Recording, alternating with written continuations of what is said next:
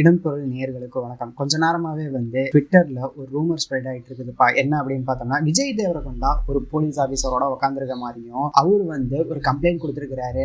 அவரோட படம் family star நல்லா போகாததுனால நெகட்டிவ் ரிவ்யூஸ்லாம் பண்றவங்களுக்குலாம் அவங்களுக்கு மேல ஆக்ஷன் எடுக்கணும் அப்படிங்கிற மாதிரி சைபர் கிரைம்ல கம்ப்ளைண்ட் கொடுத்துருக்காரு அப்படிங்கிற மாதிரி ஒரு போட்டோ ஸ்ப்ரெட் ஆயிட்டு இருந்தது. அதை விஜய் தேவரகொண்டாட்டே விசாரிச்சது இல்லை. அது அப்படி கிடையாது. அந்த போட்டோ கோவிட் டைம்ல எடுத்தது. கோவிட்க்கு அவேர்னஸ் எங்களால் என்ன செய்ய முடியுமோ அதை பண்ணுறதுக்காக நாங்கள் பண்ணிட்டு இருந்தோம். அப்போ ஒரு மீட்டிங் நடந்தது.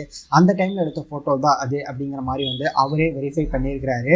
ஸோ இப்போ அவரோட படம் சரியாக போகலைங்கிறதுனால அவரு கம்ப்ளைண்ட் கொடுத்ததா சொல்கிற தகவல்லாம் ரூமர் தான் அப்படிங்கிறது நிரூபணமாக இருக்குது. யார் இப்படி பண்ணுறாங்க அப்படிங்கிறது தெரியல. ஆனால் இது முற்றிலுமே ரூமர் அப்படிங்கிறத இந்த வீடியோ மூலமாக சொல்லிக்கிறோம்.